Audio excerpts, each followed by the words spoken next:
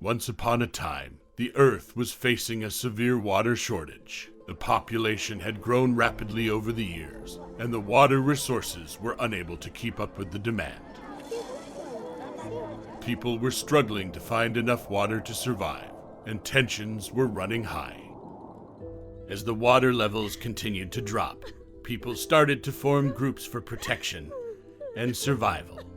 They would come together in communities, sharing what little water they had.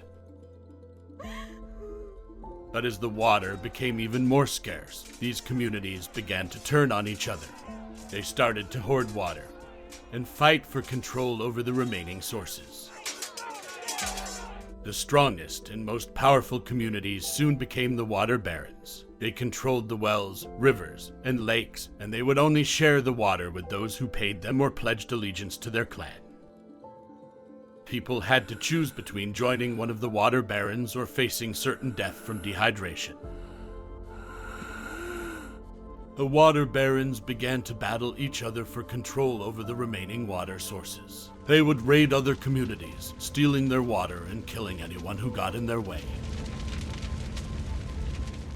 The weak and vulnerable were left to fend for themselves, and many died from lack of water.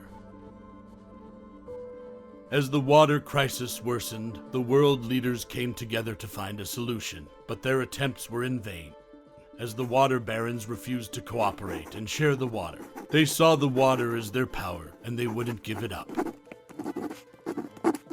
The world was plunged into chaos and violence as the water barons fought for dominance. People were dying by the thousands, and the future looked bleak. In this harsh and unforgiving world, the only thing that mattered was survival, and the only way to survive was to join a clan and fight for water.